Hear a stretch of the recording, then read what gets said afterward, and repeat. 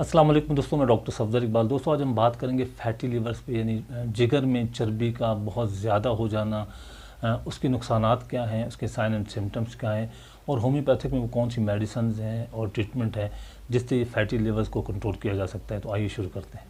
दोस्तों जिगर जो है हमारा सेकंड लार्जेस्ट जो है वो ऑर्गन है हमारी बॉडी का, जिसका काम जो है वो प्रोसेस करना होता है न्यूट्रिएंट्स को हमारे फूड और ड्रिंक से, और उसे फ़िल्टर करता है जो हार्मफुल सब्सटेंसेस होते हैं, यानी नुकसानदेह चीज़ें होती हैं, वो हमारे फूड और ड्रिंक से उसे जो है वो फ़िल्टर करता है और ब्लड से उसे जो है वो निकालता है।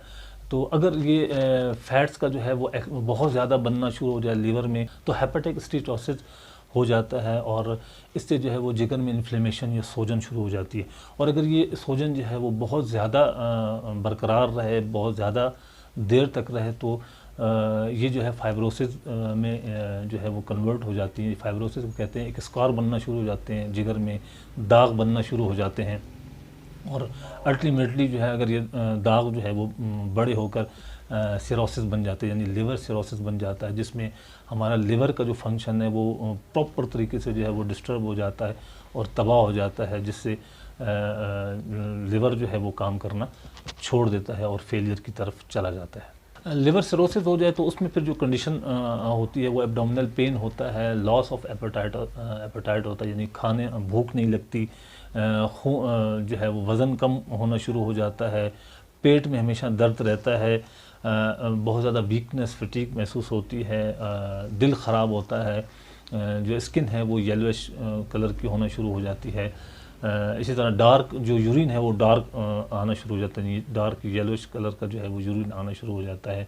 इसी तरह स्टूल भी जो है वो पेल होता है। तो उसके जो कॉजेज़ हैं वो पहली कॉज जो है वो अल्कोहल का बहुत ज़्यादा इस्तेमाल है। जो शराब पीते हैं उन्हें हो सकता है, ओबेसिटी जिनके अंदर मोटापा है उन्हें हो सकता है, टाइप 2 डायबिटिक जिनको है उन्हें जो है वो फैटी लिवर हो सकता है, इंसुलिन रेजिस्टेंट जो इंसुलिन लगाते हैं और रेजिस्टेंस होते हैं उन्हें हो सकता है, और ट्राइग्लिसराइड का बढ़ जाना, बॉडी में अगर ट्राइग्लिसराइड बढ़ जाता है तो लिपिड प्रोफाइल करने पे पता चलता है, तो उन्हें भी जो है वो फैटी लिवर हो सकता है। मेटाबॉलिक सिंड्रोम, यानी अगर बॉडी के अंदर मेटाबॉलिक सिंड्रोम हो जाए तो उन्हें भी जो है ये फैटी लिवर हो सकता है।